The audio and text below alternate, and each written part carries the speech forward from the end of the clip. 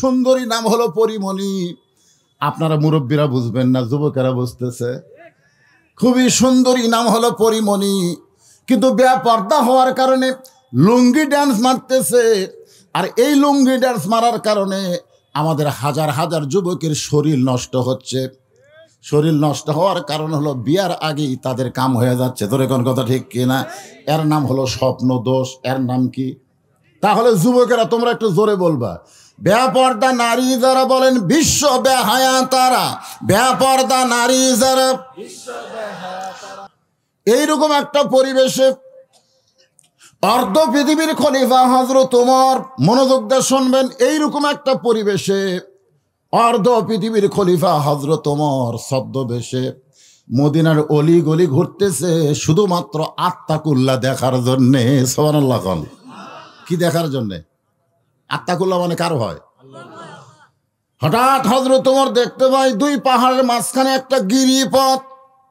ওই গিরিপথের মধ্যে একটা সুন্দরী নারী ধীর গতিতে হেঁটে হেঁটে আসতেছে।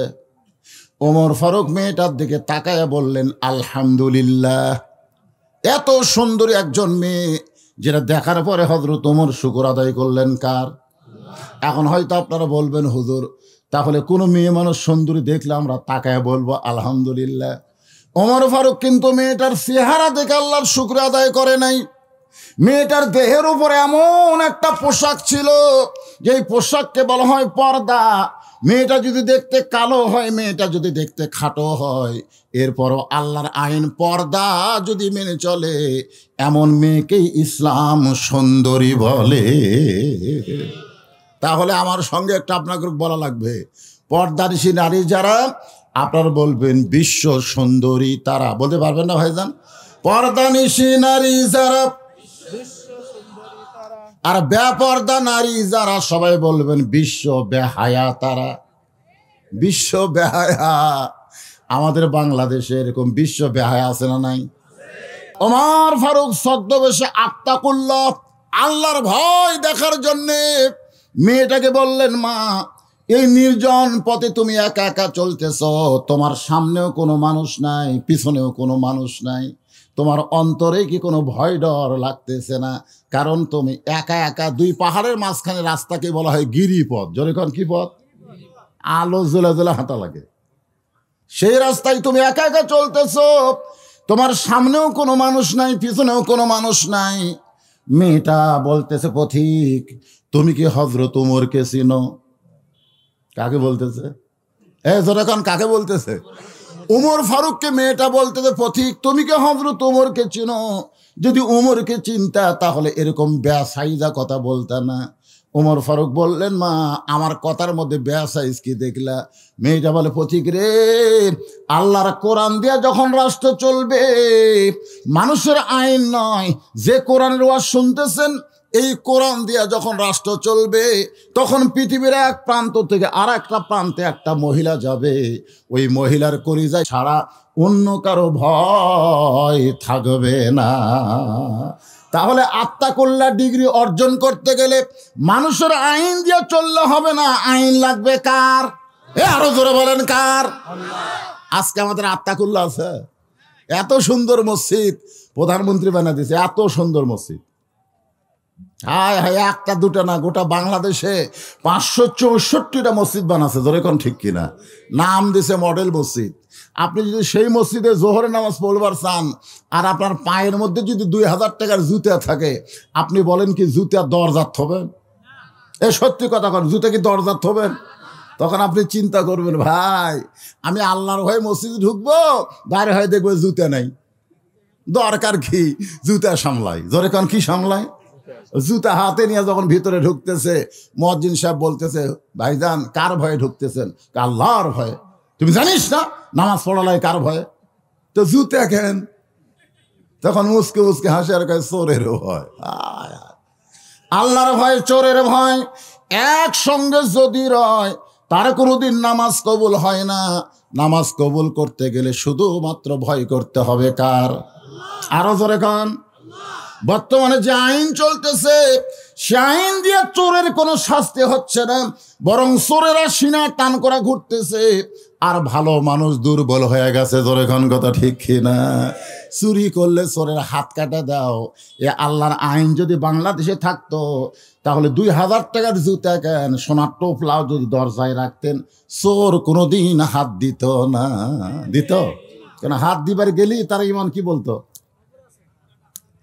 দরকার নাই ভাই, ভালো হাত আমি কাটবো নাকি? আমার জিনিস আমি পরের জিনিস নিব না। কোরআন দিয়ে যখন বাংলাদেশ চলবে, প্রত্যেকটা মানুষ তার সীমানার মধ্যে থাকবে, অন্যের সীমানায় কোনোদিন প্রবেশ করবে না। আমার সীমানা হচ্ছে আমার বউ। আমি যদি 100 বার দেখি সওয়াব না পাপ? আমার বউয়ের দিকে আমি 100 বার তাকামো, এটা হচ্ছে আমার সীমানা। আর আমার সীমানার বাইরে হলো আমার শালি। শালি কিন্তু আমার সীমানার বাইরে। ওর দিকে যদি 2 বার তাকায় আমার সওয়াব হবে না পাপ হবে? তাহলে চিন্তা করে, আমার সীমানা হলো আমার পকেট। আমি 100 বার হাত দেবো, অসুবিধা আছে? কিন্তু এই পকেটে খালি একবার হাত দিলেই আমার খবর হয়ে যাবে।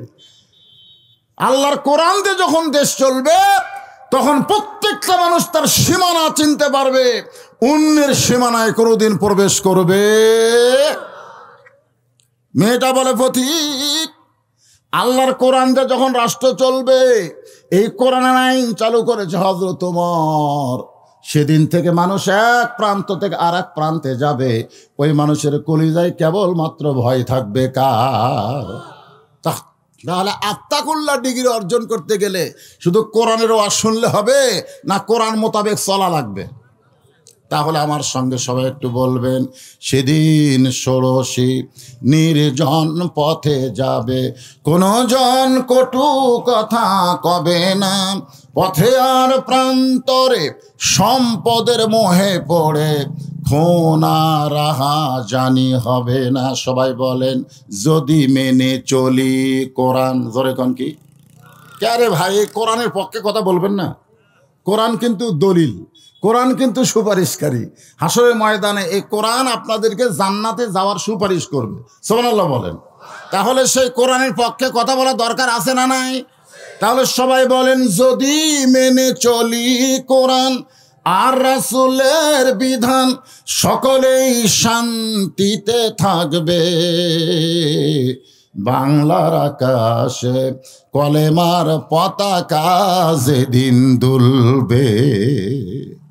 ওমর ফারুক আল্লাহর শুকরিয়া আদায় করলেন যে আত্তাকুল্লাহ ডিগ্রি অর্জন মেয়েটার হয়েছে কি হয় নাই? এখন হয়েছে কি হয় নাই? ওমর ফারুক বললেন, মা তুমি যে ধীর গতিতে চলতেছ, আমার মনে হয় তোমার কোনো দুঃখ আছে, কারণ তোমার চাল চলন দেখলে বুঝতে পারি তুমি ধীরে ধীরে হাঁটতেছ, আমার মনে হয় তোমার কোনো দুঃখ আছে। মেয়েটা বলে, পথিক রে, আসলেই আমি একজন দুঃখী নারী। আজকে 6 দিন হলে হযরত ওমরকে আমি খুঁজতেছি, যদি হযরত ওমরকে খুঁজা পাই তাহলে আমার দুঃখের কথা তার কাছে একটু বলবার চাই। কয়দিন হলে খুঁজতেছে? আপনারা বলেন তো, মেয়েটা যার সামনে কথা বলতেছে তার নাম কি?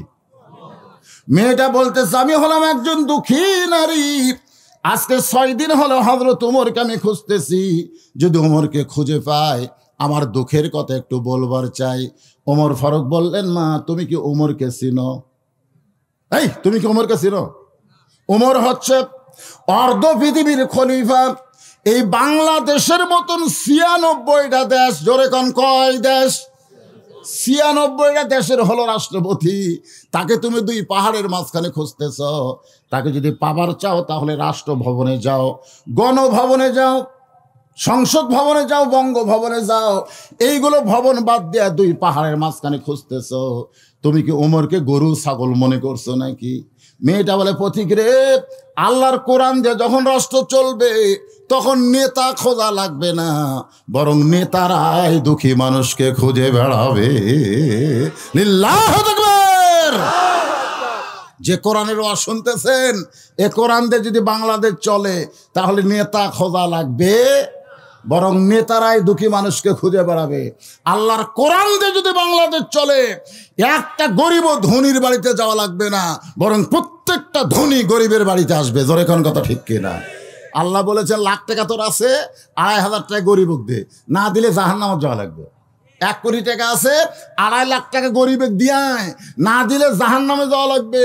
তখন প্রত্যেকটা ধনীরা জাহান্নামে না যাওয়ার জন্যে গরিবদের কাছে টাকা দিয়ে দিবে। এখন গরিবেরা হয়তো রাগ করে দরজা বন্ধ করে দিবার পারে। আমার এলাকার এক ফকিরকে একজন নেতা গাড়ি থামায় সালাম দিছে। কি দিছে? সালাম দিছে। আসসালামু আলাইকুম চাচা, কেমন আছেন? লোকটা হলো ফকির, ওই খালি চারিদিকে তাকায়। তখন নেতা বলে, কি দেখেন চাচা? বলে, তুমি কারে সালাম দিলে? বলে, আপনাকে। বলে, আমি না ফকির, ভিক্ষা করে খাই। চাচা আপনি জানেন না, ভোটের আগে আপনিও তো আমত। ফকির কয়, ও ভোটের আগে? ভোটের আগে আর ভোটের পরে আমরা বাংলাদেশের মানুষ যদি কোরআনের শাসন পাইতাম, তাহলে নেতারে শুধু ভোটের আগে পাইতাম না, সব সময় নেতাকে আমরা কাছে পাইতাম। তোর এখন কথা ঠিক কি না? এখন গরিব দরজা বন্ধ করে দিছে, 1 ব্যাগ টাকা নিয়ে ধনী আর এক গরিবের দরজা গেছে। ওই কয়, মাফ কর, মাফ কর। ধনী কয়, আল্লাহ রে, গরিব হয় ভালো রে, খালি দরজা খুলে বসে থাকা, আজ ধনী হয়ে আমার কি বিপদ। 7 দিন ধরে খুঁজতেছে, একটা গরিবও টাকা নেয় না। মনের দুঃখে 1 ব্যাগ টাকা লিয়ে মরুভূমির মধ্যে গেছে, যা দেখে বস্তা মাথাতে একজন ঘুম পাড়তেছে। আল্লাহ পাইছি রে। বস্তালা গরিব মনে করে সালাম দেয়, আসসালামু আলাইকুম। লাভ দেটা কয়, আলহামদুলিল্লাহ। বেয়া গেল, কয় কে রে ভাই, তোরে সালাম দিলাম আর তুই আল্লাহ শুকরিয়া আদায় করলি, তার মানে তুই ওয়ালাইকুম সালাম করবারিস না? তোকে ভাই রে, 1 বস্তা টাকা নিয়ে 15 দিন ঘুরতেছি ভাই, একটা গরিবও নেই। তোকে গরিব মনে করে আলহামদুলিল্লাহ, আল্লাহ শুকরিয়া আদায় করছে। তখন বলে, আমি ঘুরি 7 দিন, তুই ঘুরিস 15 দিন, তাহলে গরিব গেল কোন জায়গায়? আল্লাহর পক্ষ থেকে ইলহাম করা হলো, যখন সুদ ভিত্তিক অর্থনীতির কবর দিয়া যাকাত ভিত্তিক অর্থনীতি চালু হবে, ওই ভূখণ্ডের জন্য আল্লাহ রহমত বরকতের দরজা খুলে দিবে। ধরে কেন সুবহানাল্লাহ। আজকে আমাদের বাংলাদেশে টাকা আছে না নাই? টাকা আছে, কিন্তু যাকাত নাই, সুদ আছে। ধরে কেন কি আছে? সুদে টাকা আছে, কিন্তু শান্তি নাই, শান্তি নাই। সুদের যে 1 টাকা খায়, নিজের মায়ের সঙ্গে 42 বার জিনা করার গুনাহ হয়। আল্লাহ রাসূল এই কথা বলতে 3 বার মুখে হাত দিয়েছেন, 3 বার। আবু বকর বলে, হুজুর কি যেন বলবেন, বারবার মুখে হাত দেন। রাসূল বলে, আমি বলি কেমনে, মানে বলতে আমার ভয় লাগতেছে। সাহাবেরা বললেন, হুজুর আপনি বলেন। রাসূল বললেন যে সুদের 1 টাকা খায়, নিজের গর্ভধারিণী মায়ের সাথে 42 বার। কি তো যারা খাচ্ছেন তো ভালোই খাচ্ছেন, মাশাআল্লাহ। একটু মনোযোগ দিয়ে শুনবেন। ওমর ফারুক বলতেছেন, মা তুমি যে ওমরকে খুঁজতেছ, আমি হইলাম সেই ওমর। মেয়েটা বোরকা গাউত দিয়ে আছে, পর্দা করে আছে, মাটির দিকে তাকায় খিলখিল করে হাসতেছে। ওমর ফারুক বললেন, মা তোমার হাসার কারণ? মেয়েটা বলতেছে, আমিরুল মুমিনিন, আপনি যদি হযরত ওমর হন, তাহলে চোরের মতন একা একা কেন ঘুরতেছেন? কার মতন? চোরের মতন। আপনার কি কোনো চামচা নাই? যেরকম কি নাই? ওমর ফারুক বললেন, মা চামচা পালবার গেলে যে টাকা লাগবে, সেই টাকা আমি পাবো কোথায়? আপনার বলেন তো, হযরত ওমরের কি বাড়তি কোনো টাকা ছিল? জুমার দিনে খালি খুতবা দিচ্ছেন, মাঝখান থেকে একজন লাফ দিয়ে উঠছে, আমিরুল মুমিনিন আপনার বক্তব্য আমরা শুনবো না। ওমর ফারুক বললেন, আমার অপরাধ? বলে, আপনার অপরাধ হলো আপনি লম্বা জুব্বা গাউত দিয়ে আমাদেরকে খাটো পাঞ্জাবি দিছেন। আপনি লম্বা জুব্বা গাউত দিয়ে ওয়াজ করতেছেন, আর আমাকেও খাটো পাঞ্জাবি দিছেন। যতক্ষণ লম্বা জুব্বার কাহিনী না বলবেন, ততক্ষণ আপনার ওয়াজ আমরা শুনবো না। ওমর ফারুকের চোখ দিয়ে দর দর করে পানি পড়তেছে। তখন তিনি বাংলাদেশের মতন কয় দেশের, মনে থবেন, কয় দেশ? 96টা দেশের খলিফাকে একজন সাধারণ মুসল্লি বলতেছে, লম্বা জুব্বার কাহিনী না বলা পর্যন্ত আপনার ওয়াজ শুনবো না। এমন সময় হযরত ওমরের ছেলে আব্দুল্লাহ, নাম কি, 6 লক্ষ হাদিসের হাফেজ, 30 পারা কোরআনের হাফেজ। সুবহানাল্লাহ। খালি নেতা না, নেতার বেটাকেও কোরআনের হাফেজ বানাইছে। আজকে বাংলাদেশে অধিকাংশ নেতার বেটা কোরআনের হাফেজ নাই। যদি নেতার সন্তান কোরআনের হাফেজ হইতো তাহলে হাফেজ মাদ্রাসার জন্য ভিক্ষা করা লাগতো না। প্রাইমারি চলে সরকারি টাকায়, এই হাফেজি মাদ্রাসাও চলতো সরকারের অর্থ দিয়া। ধরে কোন ঠিক কিনা? কিন্তু একটা এমপির বেটা তো হাফেজ নাই। সব আমাদের গরিব গুরবার সন্তান হাফেজ। ওই মাথার পাগড়ি দেই, সবাই তাকে থেকে দেখে। হুজুর একটা কথা কইল যে ৬,৬৬৬টা সিঁড়ি পাড়ি দিয়া জান্নাতের উপর তলায় থাকবে। ধরে কোন সুবহানাল্লাহ। একটা করে আয়াত, একটা করে তালা, একটা করে আয়াত, একটা করে তালা। এ কত ফজিলতের ওয়াজ করছি ভাই, তারপরে ধনির বেটা হাফেজ নাই। ঈদের দিনে এমপি সাহেব কুরবানি করবে, কে রে আমার হুজুর কোথায়? কয় মাদ্রাসার জন্য চামড়া আদায় করতেছে। এমপি কয় আমি দেই 2 লাখ টাকার কুরবানি আর আমার ছেলে চামড়া আদায় করে। ওই রকম 10 জন এমপির ছেলে ঈদের দিনে বাড়িতে আসেনি। ওরা হাফেজি মাদ্রাসা চালানোর কারণে চামড়া তুলবার গেছে। তোরে কয় কি তুলবার গেছে? পরে সংসদের অধিবেশনে 10 এমপি একবার লাভ ধরে বলতেছে, মাননীয় স্পিকার সাহেব, আগডুম বাগডুম ঘরম সাজে ঢাক ঢোলক ঝাঁঝর বাজে, এই মিথ্যা শিক্ষার জন্য যদি হাজার হাজার কোটি টাকা খরচ করা হয় তাহলে জালিকাল কিতাবুল আরাইবা বিহুদাল লিল মুত্তাকিন, এই কোরআনী শিক্ষার জন্য সরকার অর্থায়নে কি কোনো টাকা নাই? একবার খালি সংসদের মধ্যে কোরআন নিয়ে কাম্পন শুরু হয়ে গেলে এই মাদ্রাসার জন্য ভিক্ষা চাওয়া লাগবে। এটা কি বাংলাদেশের বাইরে না বাংলাদেশের ভিতরে? তাহলে প্রাইমারি চলে সরকারের টাকায়, কিন্তু মাদ্রাসা কেন চলে না? আমরা শুধু কোরআনের ওয়াজ শুনি কিন্তু কোরআনের বিজয় চাই না। একটু মনোযোগ দিয়ে শোনেন। ওমর ফারুকের ছেলে আব্দুল্লাহ বলতেছে, রে সাহাবীরা, খাটো পাঞ্জাবি হলেও তো তোমরা নতুন কাপড় পরে নামাজ পড়তে আইছো, কিন্তু আমার পরনের দিকে তাকায় দেখো, আমার পরনে নতুন কোনো কাপড় নাই।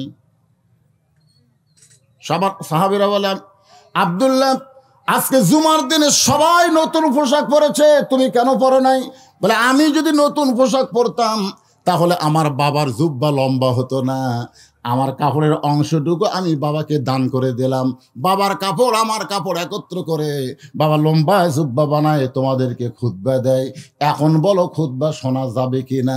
সমস্ত সাহাবীরা চিল্লায় বলে, আল্লাহর কোরআন দিয়ে যদি রাষ্ট্র চলে এমন নেতায় মুসলমান দেখতে পায়। তাহলে কোরআন দিয়ে বাংলাদেশ চললে কেমন নেতা? এখন কেমন নেতা? ভালো নেতা। সেই ভালো নেতা হযরত ওমর বলতেছেন, মা, কি দুঃখ তোমার মনে, যে দুঃখ নিয়ে আমারে কয়দিন খুঁজতেছ?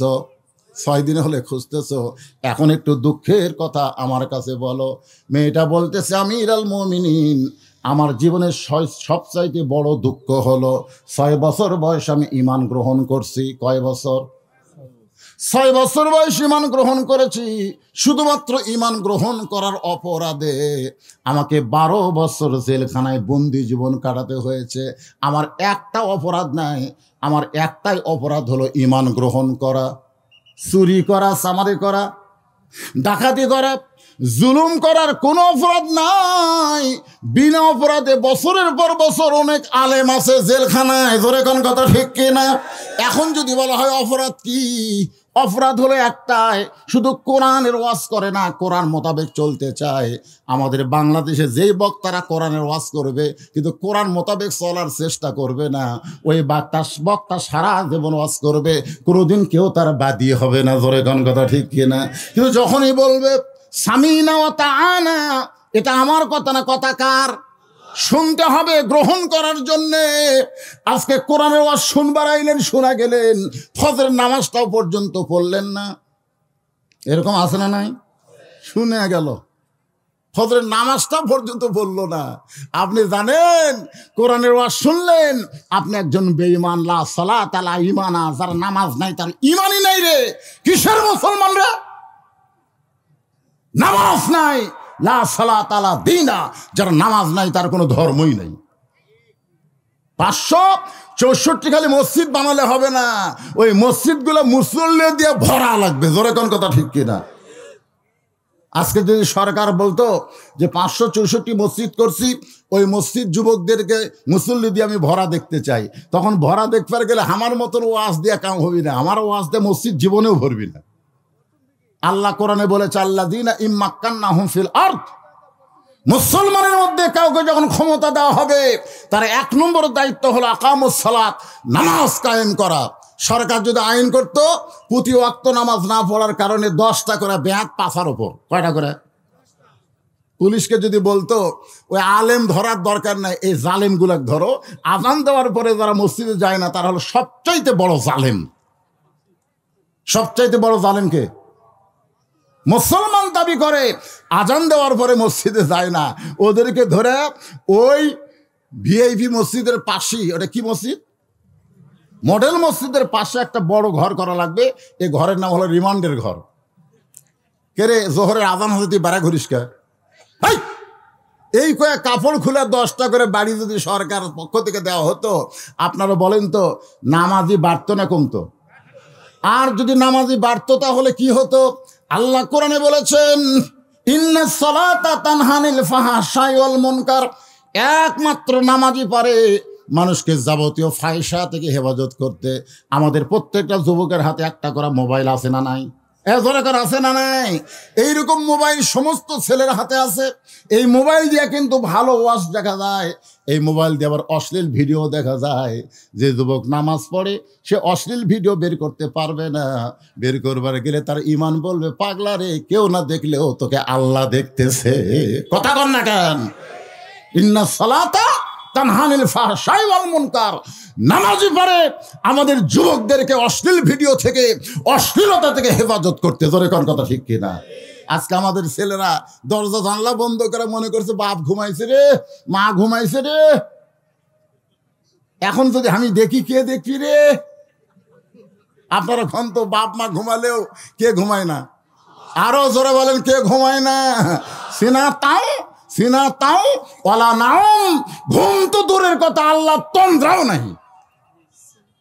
সামিউম বাসির, খালি দেখে না শোনেও। আল্লাহ কি করতেছে ল্যাবের মধ্যে, কম্বলের মধ্যে কি মাল মারতেছে আল্লাহ জানে না। এই কথা জানে কে? জানে না। আজকে আমাদের অধিকাংশ যুবকেরা এই মোবাইলের কারণে তাদের চরিত্র ধ্বংস করতেছে। আমি তাদেরকে বলবো বাবা, যা করো করো, নামাজটা ধরো। কারণ নামাজটা যদি তুমি ধরো, নামাজই পারবে তোমাকে তামাম খারাপি থেকে বাঁচাই দিতে। এই নামাজের পাওয়ার আছে না নাই? জোরে কোন আছে না নাই? হ্যাঁ, এরা নামাজ পড়ে না পারে, এটাই হলো বিপদ। এখানে অনেক যুবক আছে যারা বলবে সেদের ওয়াজ শুনবার আইছে, কোরআনের ওয়াজ শুনবে না। এখন আল্লাহর কোরআন কি বলতেছে একটু মনোযোগ দিয়ে শোনেন।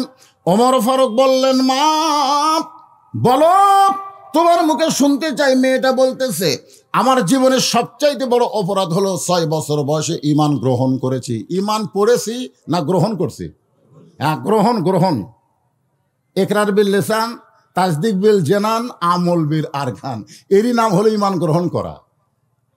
কলমা পড়া মুসলমান হবে না, কলমা গ্রহণ করার মুসলমান হওয়া লাগবে। এই কলেমা গ্রহণ করা অপরাধে 12 বছর আমাকে জেলখানায় বন্দি জীবন কাটাতে হয়েছে। সকালবেলা 3টা করে চাবুক, বিকেলবেলা 3টা করে চাবুক। আমার দেহের এমন কোনো জায়গা নাই যে জায়গায় চাবুকের আঘাত লাগে নাই।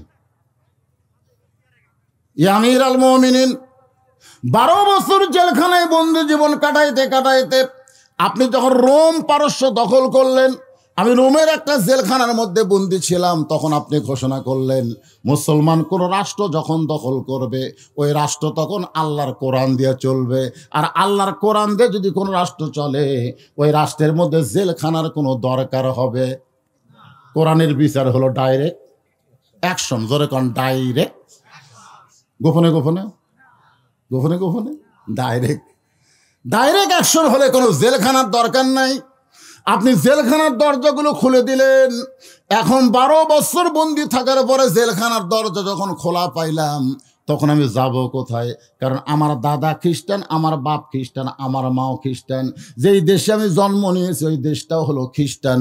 ওই খ্রিস্টান দেশের মেয়ে আমি মুসলমান হওয়ার কারণে আমি আর তাদের কাছে ফিরে যাবার পারলাম না। আমি জেলখানা থেকে বের হইয়া আজকে 6 দিন হলে আপনাকে খুঁজতেছি। যদি আপনাকে পাই তাহলে আপনার কাছে এই দুঃখিনী মেয়ে একটু আশ্রয় চায়। একটু কি চায়? ওমর ফারুক মুচকে হাসি দিলেন।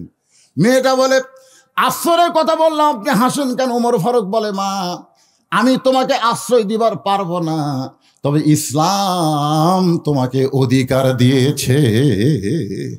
আপনারা সুবহানাল্লাহ দুই একজন আস্তে আস্তে বললেন কেন? আপনারা বলেন তো ইসলামে মেয়েদের অধিকার আছে না নাই? হ্যাঁ, দরকার আছে না নাই? ইসলাম যে অধিকার নারীদেরকে দিয়েছে, এই অধিকার কোনো ধর্ম দিতে পারে নাই। অথচ ইসলামের মধ্যে আমাদের কতগুলো মেয়া ঢাকা ভার্সিটির ছাত্রী, ওরা আবার মিছিল করে দেহ যার অধিকার তার। এই মৌলবীকের কথা মতো দেহ কালো কাপড়ের মধ্যে ঢুকার লাগবি করে। এই ব্লাউজ ছাড়া এক মেয়েকে সরার সেই সাংবাদিক সম্মেলন করলেন, আমার দেহ সিদ্ধান্ত আমার। আরে 90% মুসলমানের দেশে একজন মেয়ে বলে সাংবাদিকদের সামনে ইসলাম মেয়েদেরকে কোণঠাসা করেছে, ইসলাম নারীদের কোণঠাসা করে নাই, মায়ের পায়ের তরে ইসলাম সন্তানের জান্নাত দিয়েছে। জোরে কোন কথা ঠিক কিনা? আপনারা বলেন তো কোরআন হাদিস খুঁজে পাবেন পুরুষের পায়ের তলে জান্নাত? আমরা অনেক বক্তার মুখে আগে শুনছি, বুড়া বক্তারা, স্বামীর পায়ের তলে বইয়ের জান্নাত। সম্পূর্ণ ভুয়া কথা। স্বামীর পায়ের তলে বইয়ের জান্নাত, এটা কিন্তু ভুয়া কথা। আগেকার মৌলবীরা এরকম গাঁজাখড়ি ওয়াজ করে বউক বলতে পাউটি বেঁধে ফাটা পাও ভ্যাসলিন যেতে, মনে করতো বউ আর দাসী বান্দি। বউ তোমার দাসী বান্দি? আল্লাহ কোরআনে বলেছে হুন্না লিবাসুল্লাকুম ওয়া আনতুম লিবাসুল্লাহুন্না। স্বামী হলো বিবির পোশাক, বিবি হলো স্বামীর পোশাক। মা আয়েশা বড় একটা মিষ্টি, এটা আমরা কুমড়া কই, কাটতে পারতেছে না। রাসূল বলে এত বড় কুমড়া তুমি পারো, আমি কেটে দিই। রাসূল নিজে কুমড়া করতেছে। মা আয়েশা যখন খুরমা খেজুর দিচ্ছে, রাসূল তখন তাকায় দেখে মশকে পানি নাই, নিজে মশক ভরা পানি নিয়ে আসতেছে। আয়েশা বলে সি সি সি, আপনি আল্লাহর নবী। রাসূল বলে আয়েশা আমি আল্লাহর নবী ঠিক আছে, কিন্তু তোমার কাছে কিসের নবী? তুমি আমার বউ, আমি তোমার স্বামী। সুবহানাল্লাহ কোন। মা আয়েশা বলতেছেন আল্লাহ আমার নবী শুধু বিশ্ব নবী নয়, আমার নবী হলেন পৃথিবীর 1 নম্বর স্বামী। জোরে কোন সুবহানাল্লাহ।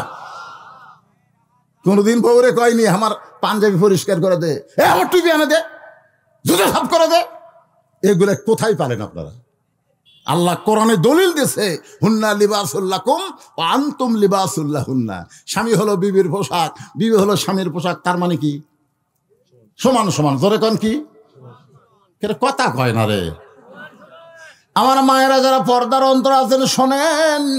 বাবার পায়ের তলে জান্নাত না, জান্নাত হলো মায়ের পায়ের তলে। আমি চিন্তা করলাম মায়ের পায়ের তলে জান্নাত কেন? একটা গান আমার চোখ খুলে দিল। একটা গান, কোরআন না, একটা গান কব। বাবা আনন্দে মাতিয়া সাগরে ভাসাইয়া সেই যে চইলা যায় খবর লয় না। আমার 3টা মেয়ে আছে, আমি কালে বইয়ের সাথে কোলাকুলি করে পেটের মধ্যে দিয়ে আমি আউট। আমার আর কোনো খবর আছে? কথা কর না কেন? খবর আছে। বাবাই আনন্দে মাতিয়া সাগরে ভাসাইয়া সেই যে চইলা যায় খবর লয় না। মাজন ধরিয়াই উদরে কতই কষ্ট করে, ধরিয়াই উদরে কতই কষ্ট করে। 10 মাস পরে পায় প্রসবের বেদনা। এমন দরদি ভবে কেউ হবে না আমার মা। মা গো কি বলবো প্রসবের কথা, মা বিনে সেই ব্যথা কেউ তো বুঝিবে না। মাজন ঠেকিয়া সন্তানের দায় অকালে মা মারা যায়, ঠেকিয়া সন্তানের দায় অকালে মা মারা যায়। কেন সে মায়ের ভক্তি করবা না? এমন দরদি ভবে কেউ হবে না আমার মা। মা গো আপনারা বলেন তো ইসলামে মায়ের দাম বেশি না বাপের দাম বেশি? এক কথা বলা লাগবে রে, কথা বলা লাগবে। মায়ের দাম বেশি না বাপের দাম বেশি? শ্বশুরের দাম বেশি না বাপের দাম বেশি? শাশুড়ির দাম বেশি না মায়ের দাম বেশি? আমার মা 25 ডিসেম্বর যখন মারা গেল, তখন আমার শাশুড়ি আমাকে বলতেছে বাবা মা মরে গেলে কি হবে রে, আমি তো একজন আছি। মনে মনে কই কুটি শাশুড়ি রে, ওর বেটির পাশা 3টা বাড়ি বললে উনি আর মা থাকবি? কথা কথা কর না। সেই শাশুড়িকে আমরা অনেকে বলি আম্মা আম্মা আমি বাজারে যাচ্ছি, আপনি গ্লুকোজ খাবেন না ডাব খাবেন? আম্মা, তখন বউ বলতেছে আমার মাও দুটোই খায়। ওই এখন ধাপড়াটা যাচ্ছে, ডাব আর গ্লুকোজ আনবে। আর যেই গাড়ির থেকে বের হচ্ছে দেখে দরজাত মা খাড়া হয়ে আছে। ওই মায়ের দিকে আর তাকায় না।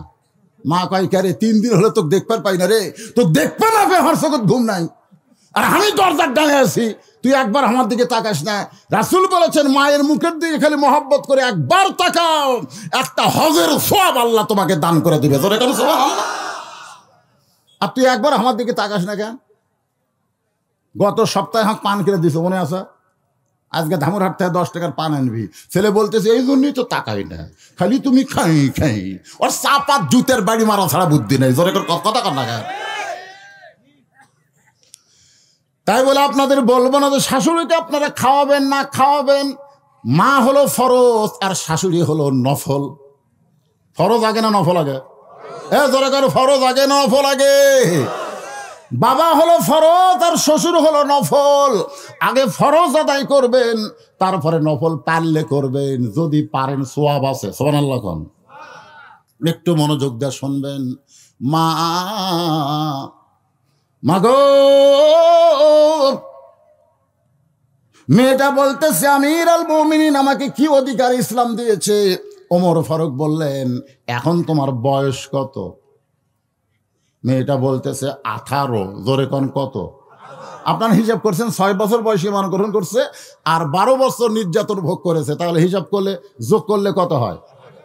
ওমর ফারুক বললেন ইসলাম তোমাকে অনেক অধিকার দিয়েছে, তার মধ্যে 1 নম্বর অধিকার হলো ভালো একটা ছেলের সঙ্গে বিয়া বসা।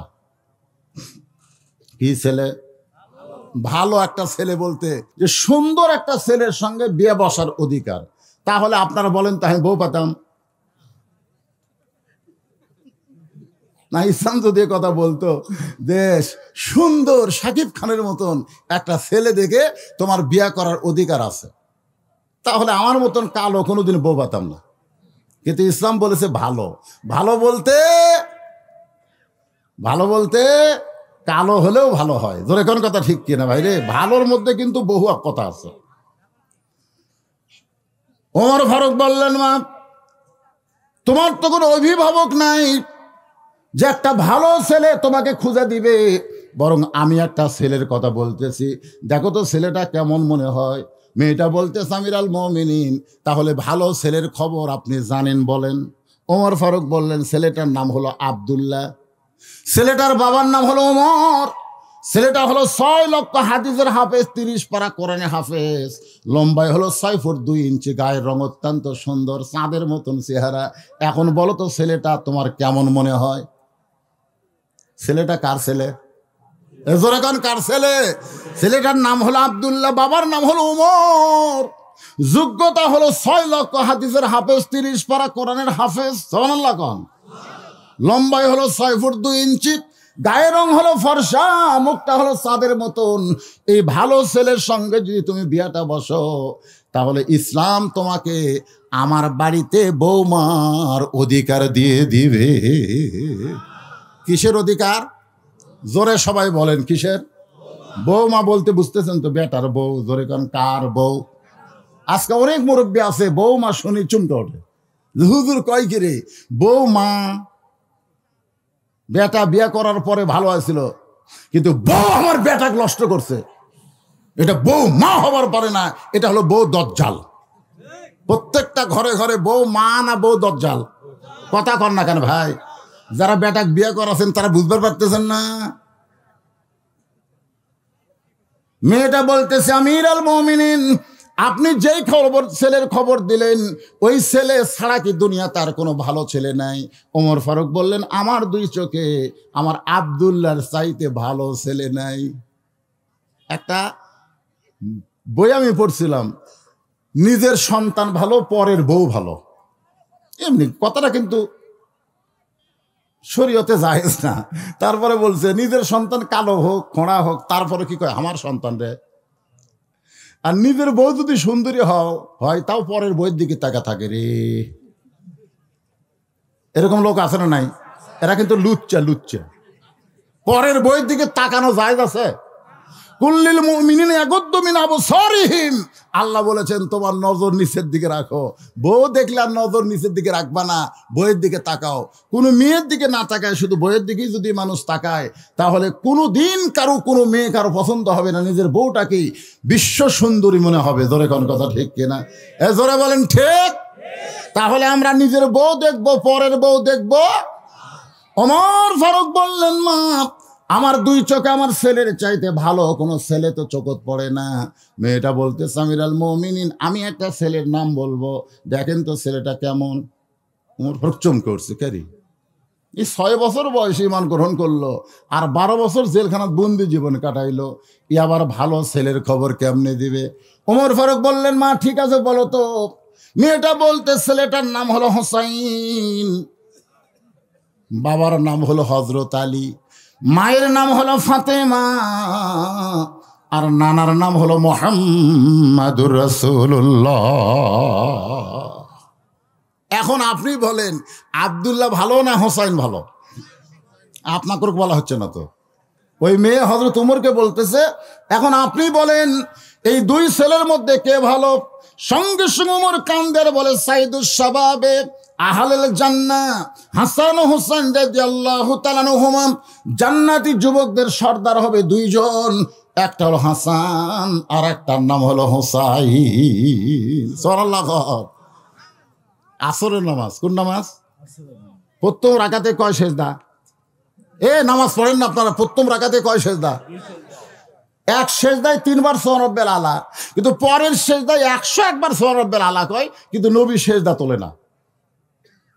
ওমর ফারুক চিন্তা করে, কে রে 3 বার সুবহান রাব্বিল আলা বলতে সেজদা শেষ হয়, 101 বার কই, তাও নবী সেজদা তোলে না, মাথা তুলে দেখা দরকার। কিন্তু ইমাম বলতেছে, ইক্তেদাই তো বিহাল ইমাম, যে ইমামকে ইক্তেদা করছিস, ইমাম যা করবি তাই করা লাগবে। নামাজ যখন শেষ হলো, ওমর ফারুক বিনয়ের স্বরে বললেন, ইয়া রাসূলুল্লাহ, প্রথম রাকাতে এক সেজদা আমি ঠিক মতো 3 বার সুবহান রাব্বিল আলা, পরের সেজদা এত লম্বা কেন? তারপরে 2 রাকাত, 3 রাকাত, 4 রাকাত সবই ঠিক আছে। আল্লাহ রাসূল বললেন, ওমর 3 বার সুবহান রাব্বিল আলা বলে আমিও সেজদা তুলবার চাইছিলাম, কিন্তু পারি নাই। দুইজন পবিত্র আমার কাঁধের উপর এসে বসেছে।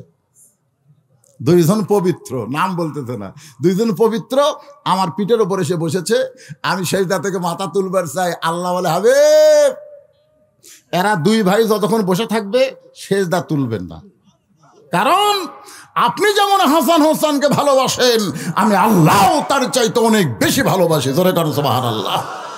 এই জন্যই ইমামরা জুমার দিনে বলে, আজ বলেনি, আজকে ইমাম বলে নাই, সাইদুস শাবাবে আহলুল জান্নাহ হাসান হোসেন রাদিয়াল্লাহু তাআলা আনহুমা, জান্নাতি যুবকদের সর্দার হবে হাসান আর হোসাইন। ওমর ফারুক বললেন, মা আমার আব্দুল্লাহর চাইতে হোসাইন কোটি কোটি গুণ ভালো। মেয়েটা বলতেছে, হোসাইনের মতন ভালো ছেলে থাকতে আপনার আব্দুল্লাহর সঙ্গে বিয়া বসবো কেন?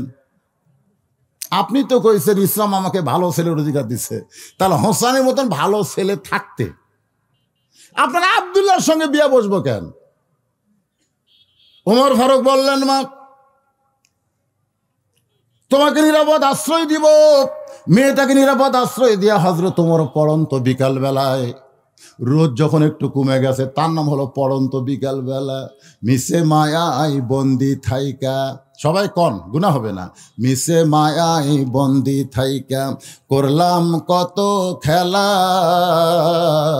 পশ্চিমে তাকিয়া দেখো তোমার ডুইবা গেছে বেলা, এক পলকের নাই ভরসা, এক পলকের নাই ভরসা, মিশে সকল আশা, কখন বুঝি দারুণ ঝড়ে ভাঙবে তোমার বাসা।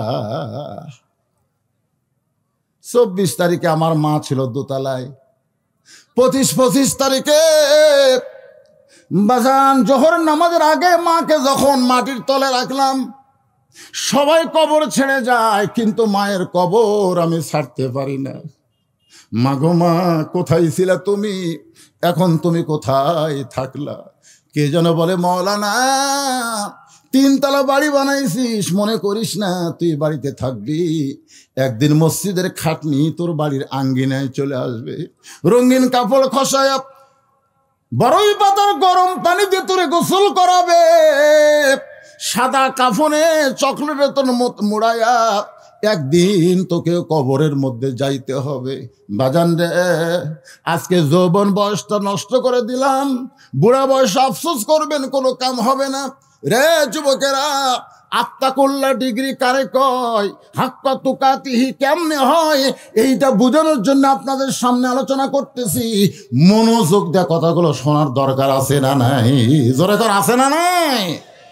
যখন বুড়া হবে, আমার মতন বুড়া হবেন,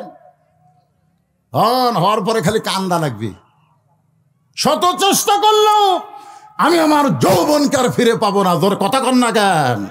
প্রতি ধাপে ধাপে আমরা হায়াত অতিক্রম করে মৃত্যুর দিকে হাঁটতেছি ভাইজান।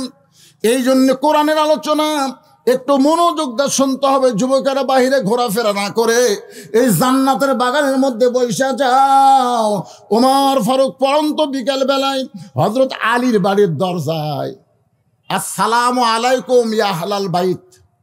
আল্লাহ রাসূল বলেছেন, কারো বাড়ির দরজা যায় কলিং বেলে চাপ দিও না, ঘট ঘট ঘট ঘট করে ডাক দিও না, বরং নবীর সুন্নত হলো কি দেওয়া? জোরে কোন কি দেওয়া? হযরত আলীর বাড়ির সালাম দিছে দরজা, আসসালামু আলাইকুম ইয়া আহলাল বাইত আম্মা সাইলা ফালা তানহার। আলী কয় কে রে? সালাম তো হযরত উমরই দিল, কিন্তু ফকিরের আয়াত পড়লো কেন? আম্মা সাইলা ফালা তানহার মানে কি? এই সাইলকারীকে ফিরে দিও না। হযরত আলী দরজা খুলে বলতেছে, আমিরুল মুমিনিন, ফকির কবে থেকে হলেন? ওমর ফারুক বলতেছে, আলী, জীবনে কোনোদিন ঘটকালি করিনি, আজকেই প্রথম তোমার দরজায় তোমার হোসেনের ব্যাপারে একটু ঘটকালি করতে চাই।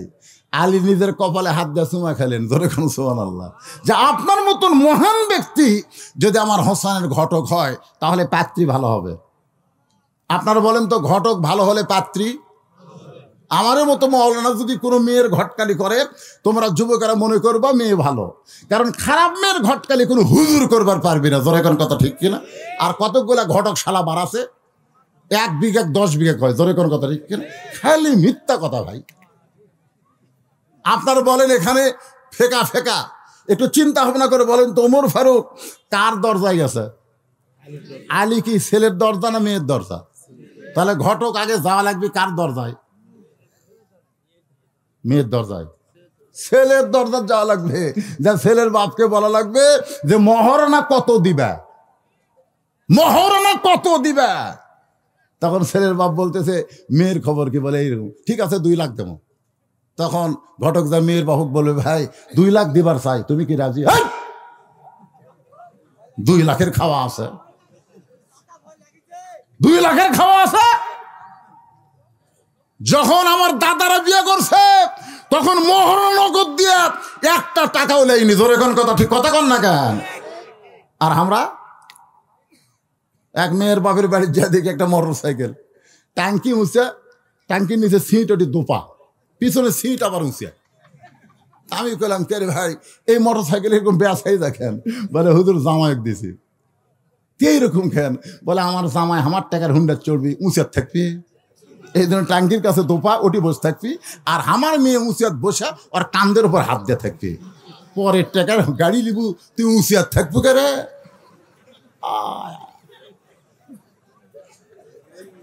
যারা মহারণা দিয়ে ডিমান্ড নেয়, এরা কোনোদিন উপরে উঠতে পারবে না, এদেরকে তলে থাকা লাগবে। কথা কন না কেন? তলে থাকা লাগবে। বউকে যদি বলে, আমার বাপ বুড়া মানুষ, চা খাবে, একটু চা দে, টাকা লিসনি, কিসের চা? তোর বাপক তুই চা দে। আর যদি মহারণা নগদ দিয়া বিয়ে করান, তো যদি বলতো আমার মাকে হুজুর পানি গরম করে দাও, তখন শাশুড়িকে মা বলে হুজুর পানি গরম করে দিত। আগেকার বয়েরা শ্বশুর শাশুড়িকে যেরকম খেদমত করেছে, সেবা করেছে, বর্তমানের বেটার বয়েরা আর সেইটা করবার চায়, কারণ ডিমান্ড নগদ, মহারণা বাকি। ইসলাম বলেছে ছেলের কাছে আগে যাওয়া লাগবে। ওমর ফারুক বলে, আলী রে, তোমার হোসেনের ব্যাপারে একটু ঘটকালি করতে চাই। আলী বলতেছেন, আপনার মতন মহান ব্যক্তি যখন বিয়ের ঘটক, তাহলে পাত্রী অবশ্যই ভালো হবে। ওমর ফারুক বললেন, পাত্রী 1 নম্বর যোগ্যতা হলো 6 বছর বয়সে ঈমান গ্রহণ করছে। 1 নম্বর যোগ্যতা কি? 2 নম্বর যোগ্যতা হলো 12 বছর ইমানের পরীক্ষা দিয়েছে। 12 বছর ইমানের কি দিছে? সকালবেলা 3টা করে চাবুক, বিকালবেলা 3টা করে চাবুক মারছে। দেহের এমন কোনো জায়গা নাই যে জায়গায় চাবুকের আঘাত লাগে নাই। সঙ্গে সঙ্গে হযরত আলী চোখ দিয়ে দর দর করে পানি পড়তেছে। ওমর ফারুক বলে, আলী রে কান্দো কেন? আলী বলতেছে মনে মনে, এমন একটা বউ আমি খুঁজতেছিলাম। ওমর ফারুক বলে, আলী রে, আল্লাহ তুমি আমার ঘটকালি কবুল করছো। আলীরে বুকের মধ্যে নিয়ে যখন কোলাকুলি করতেছে, এমন সময় হোসাইন এসে সালাম দিয়ে বলে, মুরব্বী, আপনার 2 জন যেভাবে কোলাকুলি করতেছেন মনে হয় বিয়া আপনারাই করবেন। ওমর ফারুক বললে, কি কো? হোসেন বলতেছে, আপনারা যে আনন্দ হয়ে কোলাকুলি করতেছেন, বিয়া কে করবে? ওমর ফারুক বলে, এই হোসেন, এই আমরা তোমার মুরব্বী, মানো না? তোমার বাপ তোমার মুরব্বী, আমি তোমার মুরব্বী, আর মুরব্বী মিলে যদি কোনো সিদ্ধান্ত নেই তুমি মানবা না। হোসেন বলতেছে, আপনারা মুরব্বী আমি জানি, আপনারা মুরব্বী আমি সম্মান করি, কিন্তু একজন মুরব্বীকেই কেবলমাত্র মানি, সেই মুরব্বী হইল আমার নানা। আমার নানা ছাড়া অন্য কাউরে পুরাপুরি মানা যাবে। কথা কন না কেন? লাকাদ কানা লাকুম ফি রাসূলিল্লাহি উসওয়াতুন হাসানা। হে রাসূল আপনি বলেন, কুল আপনি বলেন, ইন কুনতুম তুহিব্বুনাল্লাহ ফাত্তাবিউনি। এই পৃথিবীতে একজন মানুষকেই শুধু মানা যাবে, সেই মানুষটাই হলো আমাদের নবী মুহাম্মাদুর রাসূলুল্লাহ। এই জন্য আমার সঙ্গে সবাই একটু গুনগুন করে যুবকেরা গাও, উপায় নাই রে, সবাই বলেন উপায় নাই রে, উপায় নাই রে, উপায় নাই, নবী বিনে আল্লাহ পাওয়ার উপায় নাই। ওমর ফারুক বলে, হোসেন তুমি কি বলবার চাও? হোসেন বলতেছে, কয়েকদিন আগে আমি স্বপ্ন দেখলাম আমার নানা ঘরের মধ্যে আরাম করতেছে। আমি হোসাইন দরজাত গিয়ে বললাম, নানু ভাই আমি একটু ঘরের মধ্যে ঢুকবার চাই। নবী ঘরের মধ্যে থেকে বলতেছে, হোসেন রে আমি এখন জান্নাতের মধ্যে আরাম করতেছি, তোর জন্য ঘরের দরজা খুলতে পারলাম না। আমি হোসেন চমকে গেলাম, ভাঙ্গা ঘরের মধ্যে নানা কথা বলতেছে, আর নানা জান্নাতের মধ্যে আরাম করে। এই জান্নাতটা কেমন? দরজা না খুললে আমি জানলার ফাঁক দিয়ে তাকায় দেখি আমার নানি উরাতকে বালিশ বানায় দিছে, ওই বালিশে আমার নানা শুয়ে আছে। আমি রাগ করে বললাম, নানু ভাই নানির উরাতকে বালিশ বানায় শুয়ে থাকলে কি জান্নাতে থাকা যায়? আল্লাহ নবী বলে, হোসেন রে তুই ছোট্ট মানুষ, তুই বুঝবি না, তোর নানির মতন বউ যদি কেউ ঘরে পায়, ওই ঘরটা আল্লাহর জান্নাত হয়ে যায়। লিল্লাহে তাকবীর। তোর নানির মতন বউ যদি কেউ ঘরে পায়, ওই ঘর কি হয়? আজকে আমরা যে বউ ঘরে পাচ্ছি, হোসাইন দৌড়ে গিয়া বাবার বুড়া আঙ্গুল ধরেছে, হযরত আলীর বুড়া আঙ্গুল ধরে বলতেছে, বাবা আপনি সত্যি করে বলেন তো আমার মা আপনার কেমন বউ? হযরত আলীর চোখটা দর দর করে পানি পড়তেছে। ওই সময় কিন্তু ফাতেমা দুনিয়াতে নাই। ফাতেমা অনেক আগে নবী দুনিয়া থেকে বিদায় নেওয়ার 6 মাস পরে, জোরে কোন কয় মাস পরে ফাতেমা দুনিয়া থেকে বিদায় নিয়েছে। হোসেন বাবার বুড়া আঙ্গুল ধরে বলতেছে, বাবা সত্যি করে বলেন তো আমার মা আপনার কেমন বউ? আলী কান্দে। হোসেন বলে, বাবা কানবেন না, আপনি যেমন ভালো বউ পাইয়া আপনার ঘর জান্নাত হয়েছিল, আমার নানা যেমন ভালো বউ পাইয়া নানার ঘর জান্নাত হয়েছে, আমি হোসেন সিদ্ধান্ত নিয়েছি আমি সেই মেয়েকে বিয়ে করব যে মেয়েটা আমার ঘরে আসার পরে আমার ঘরটাও যেন আল্লাহ জান্নাত বানায় দেয়। কারণ ভাবিয়া করিও কাজ, করিয়া ভাবিও না। বিয়া করার আগে ভাবা লাগবে, বিয়ার পরে ভাবে কোনো লাভ হবে না। এখন যারা বিয়ে করেননি তারা কারা কারা আছেন হাত তোলেন তো দেখি। যারা করেননি, যে কয়টা বিয়ে করেনি তারা হাত তোলেন না কেন? কি হয়েছে? কেবা করেননি? তোলো তোলো, হাত তোলো, অসুবিধা কি? যারা বিয়ে করেননি আজকে তাদের জন্য একটা এমন ওয়াজ হবে, এরা আর ঠকার কোনো চান্স নাই, হাত নামান। আর যারা বিয়ে করছেন ভাই রে, এই জন্য ভাবিয়া করিও কাজ, করিয়া ভাবিও না। হোসেন বলতেছে আমি সেই মেয়েকে বিয়ে করব যে মেয়েটা আমার নানির মতন হবে, আমার মায়ের মতন হবে। জোরে কেন সুবহানাল্লাহ। ওমর ফারুক বলে হোসেন আমি যে মেয়ের ঘটকালি করতেছি সেই মেয়েটা তোমার নানির মতোই হবে। ওমর ফারুক বললেন আপনার কথা মতো আমি বিয়ে করব না। ওমর ফারুক বলে হোসেন তাহলে তুমি কি বলবার চাও? হোসেন বলতে আমি সেই মেয়েকে বিয়ে করব যে মেয়েটা আমার 3টা প্রশ্নের উত্তর দিবার পারবে। ধরে কোন কয়টা? আমি সেই মেয়েকে বিয়ে করব। ওমর ফারুক বলে হোসেন কি 3টা প্রশ্ন? বলে আপনার কাছে আউট করব না, আমি যাকে বিয়ে করব তার কাছেই 3টা প্রশ্ন করব। ওমর ফারুক বলে আলী রে তোমার হোসেন যে 3টা প্রশ্ন করবে তোমার কি জানা আছে? আলী বলতেছে জীবনের প্রথম শুনলাম। ওমর ফারুক কয় আমার ঘটকালি আল্লাহ কবুল করে নাই, মনের দুঃখে মেয়েটার দরজায় মা মারে আমার আব্দুল্লাহর সঙ্গে বিয়ে বসলে তুই বলো শান্তি পাবি মা, তুই বলো শান্তি পাবি। মেয়েটা বলতেছে একটা বার খালি বলেন হোসেনের চাইতে ভালো, একটা বার শুধু বলেন হোসেনের চাইতে ভালো, আমার কোনো আপত্তি নাই। ওমর ফারুক বলতেছে হোসেনের পশমের যোগ্য যে আব্দুল্লাহ হবার পারবে না তাকে ভালো কেমনে বলবো? মেয়েটা বলে আমিরুল মুমিনিন তাহলে হোসেনকে বাদ দিয়া দুনিয়ার কোনো আব্দুল্লাহকে আমি বিয়ে করব না। ওমর বলে মা গো তুমি যে হোসেনকে বিয়ে করবার চাও সেই হোসেন 3টা প্রশ্ন করবে, যে প্রশ্ন আমিও জানি না তার বাপু কোনোদিন শোনে নাই, তাহলে তুমি কেমনে উত্তর দিবা? মেয়েটা ঘরের মধ্য থেকে বলতেছে আমিরুল মুমিনিন হোসেন কি 3টা প্রশ্ন করবে আমি জানি না, তবে আমার ভিতরের ঈমান বলতেছে আমি না পারলেও আমার আল্লাহ পারাবে। লিল্লাহে তাকবীর। ইমানের দাবিতে মেয়েটা বলতেছে ইমানের দাবি। জোরে কোন কিসের দাবি? আমি না পারলেও কে পারাবে? আজকে আপনাদের এরকম ইমান আছে? ইমান যদি থাকতো তাহলে আজকে আমাদের এই পরিস্থিতি হতো না। অনেকে বলে হুজুর যতই ওয়াজ করেন আরে পাগলা 3 তলার উপরে সম্পূর্ণ হারাম। এতে পাতা খেলা, চিতা খেলা, লাঠি খেলা, কি রে ওরা আসলে লাঠি খেলবার পারে? আমি একবার দেখবার গেছিলাম মিশাই 2 জন আগে থেকে এদিক মারবো এদিক মারবো, আমি লাঠি ধরলে এদিক মারবো, শালা একদিন ওই ধরতে করতে ভুল মেরে দিতে পারি ওই লাশ তোকে এরকম বাড়ি বাড়ি করছি। তারপরে বোঝা গেল আগে থেকে ওরা বাড়াবাড়ি কিভাবে করা লাগবে। মানে যেটি মারবার কথা লাঠি এদিক ধরতে মারা লাগে ফট করে এই দিক ধরছে এই দিক মারছে, হঠাৎ ভুল হয়ে গেছে বুঝলেন। ওই তখনই ঘুমুর ফাঁস করে দিতে রে, তখনই বুঝলাম সিটারি খেলা, লাঠি খেলা, পাতা খেলা, সিটারি খেলা। কি খেলা? কথা কর না কেন ভাই, কি খেলা? এ সিটারি একটাও জায়েজ নেই। সুবহানাল্লাহ। মনটা বড় খুশি হলো যে আমি যখন টেজে আইলাম তখন থেকে পর্যন্ত কেড়ে এক টানা 1.25 ঘন্টা ওয়াজ করলাম। মনে হচ্ছিল না যে পারবো, কারণ 25 তারিখে আমার মা দুনিয়া থেকে বিদায় নেওয়ার পরে আমি মানসিকভাবে শারীরিকভাবে অত্যন্ত অসুস্থ। কিন্তু আজকে মাশাআল্লাহ বাংলাদেশের কোনো জায়গায় আজকে মাহফিল হচ্ছে, কিন্তু আপনাদের দামুরহাটে মাশাআল্লাহ আল্লাহ কবুল করেছে।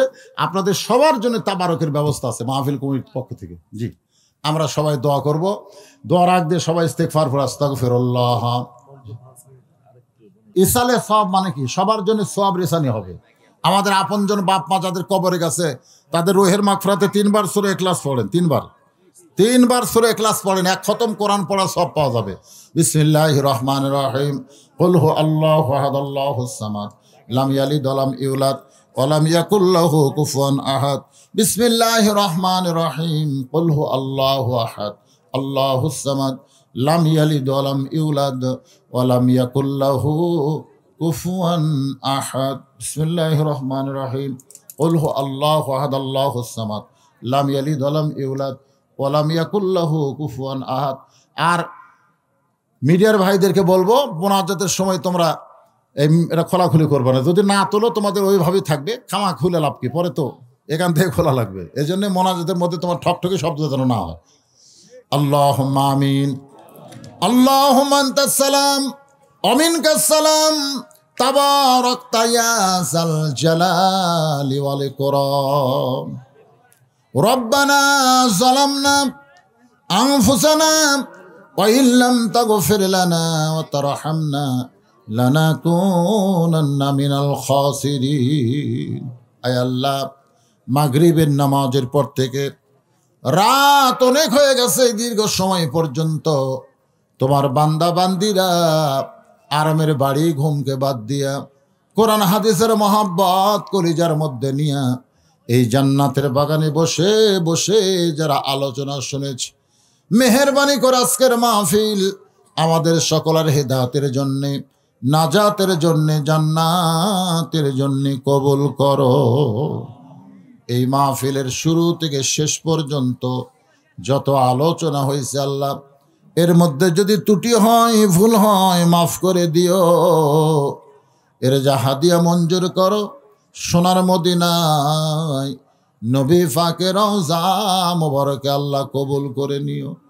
তামাম আম্বিয়ায়ে কেরাম, আসহাবে কেরাম, তাবিঈ কেরাম, তাবা তাবিঈ কেরাম, তামাম পৃথিবীর মাটির নিচে যত মুমিন মুমিনা শুয়ে আছে আল্লাহ, সকলার ওয়াফরে হাদিয়া কবুল করো। মাবুদ, এই মাদ্রাসাকে কিয়ামত পর্যন্ত কবুল করো। এই মাদ্রাসার জায়গা দিয়া, জমি দিয়া মাদ্রাসা গড়ায়া তাদের মধ্যে কেউ যে অন্ধকার কবরে যায়, এই মাদ্রাসার ওসিলায় তাদের কবরকে জান্নাতের টুকরা বানায়া দিও। আল্লাহ তাআলা নবীর চাচার নামে নাম সাইয়্যিদুশ শুহাদা আমির হামজা রাদিয়াল্লাহু তাআলা আনহুর মাদ্রাসাকে কিয়ামত পর্যন্ত কবুল করে নাও। আল্লাহ সর্বাত্মক চেষ্টা করে এই মাদ্রাসা যারা পরিচালনা করতেছে, মাদ্রাসা ম্যানেজিং কমিটির সম্মানিত সভাপতি, সহসভাপতি, সেক্রেটারি, কেশিয়ার, মাদ্রাসার সদস্যদেরকে আল্লাহ জান্নাতি কবুল করে নাও। আজকে নগদে বাকিতে যারা দান করেছে, কোরআন শরীফ বাবদ যারা দান করলো, সকলের দানগুলোকে জান্নাতের বিনিময়ে কবুল করে নাও। আল্লাহ, আমরা যারা হাত তুলেছি, আমাদের জনম দুঃখনী মা যাদের কবরের ঘরে চলে গেছে, ছোট্ট একটা শব্দ হলো মা, এই নামের মধ্যে কি মধু, যাদের মা নাই তারাই বুঝতেছে। এই দরদের মা যাদের কবরে গেছে আল্লাহ, আমি সহ আমরা যারা মাকে কবরে দাফন করেছি, তোমার দরবারে আল্লাহ দোয়া করি মায়ের কবরকে জান্নাতের টুকরা বানিয়ে দাও। বাবার বাড়ি ঘর সবই আছে, আমি সহ আমরা যারা বাবা হারাইতে হয়ে গেছে আল্লাহ, মেহেরবানি করে বাবার কবরকে জান্নাতের টুকরা বানিয়ে দাও। আমাদের দাদা দাদি, নানা নানি, আত্মীয় স্বজন, শ্বশুর শাশুড়ি যাদের কবরে গেছে আল্লাহ, কবরবাসীদের মাফ করে দাও। পর্দার অন্তরালে আমার মা বোনেরা আবিদা সালিহা পর্দাজি কবুল করে মা ফাতেমার সঙ্গে জান্নাত দিও। আমার মতো অসুস্থ যারা আছে আল্লাহ সুস্থতার নিয়ামত দিও। ও মাবুদ মাওলা, আজকের মাহফিলের সম্মানিত প্রধান অতিথি, উপজেলা চেয়ারম্যান সহ সম্মানিত সভাপতি, আজকে থানার ওসি সাহেব এসে কিছুক্ষণ গুরুত্বপূর্ণ আলোচনা করেছে, মাহফিলের ব্যাপারে, প্রশাসনিক ব্যাপারে সর্বাত্মক সহযোগিতা করেছে আল্লাহ, তাদেরকে তুমি খায়রে দান করো আল্লাহ। মোনাজাত আগে শুনলাম গাড়ির মধ্যে আগুন দিয়ে কয়েকজন দুনিয়া থেকে বিদায় নিয়েছে আল্লাহ। আমরা চাই না আমাদের সোনার দেশ অস্থিতিশীল দেশ হোক, উচ্ছৃঙ্খলতার দেশ হোক, আমরা চাই না আল্লাহ। মিলেমিশে আমরা সকলে বসবাস করতে চাই, গরিব দেশ আল্লাহ। আল্লাহ, অভাব অনটন থেকে আমাদেরকে হেফাজত করো আল্লাহ। আসমানের বেলা আসমানে নাও, জমিনের বেলা জমিনে ডাবায়া দাও। যিনি যে নিয়ত করে হাত তুলেছে আল্লাহ, সকলের নেক নিয়ত নেক আশা কবুল করো। একটা নিয়ত করেন, শুধু কোরআন শুনবো না, জীবনে একবার হলো কোরআনের সমাজ দেখে যেন আমরা মরতে পারি, তৌফিক দিয়ে দেওয়া আল্লাহ। কত মানুষের জানাজার নামাজ আমরা পড়েছি, দুই হাত দিয়ে কত কবরে মাটি দিয়েছি। একদিন আমরা সবাই মরে যাব, যেদিন আমাদের মরণ হবে দিনটা যেন জুমার দিন হয়, মাসটা যেন রমজান মাস হয়। ইমানের সাথে, ইজ্জতের সাথে দুনিয়া থেকে বিদায় নেওয়ার কালে আমাদের জবানে জারি করে দিও লা ইলাহা ইল্লাল্লাহু মুহাম্মাদুর রাসূলুল্লাহ সাল্লাল্লাহু আলাইহি সাল্লাম।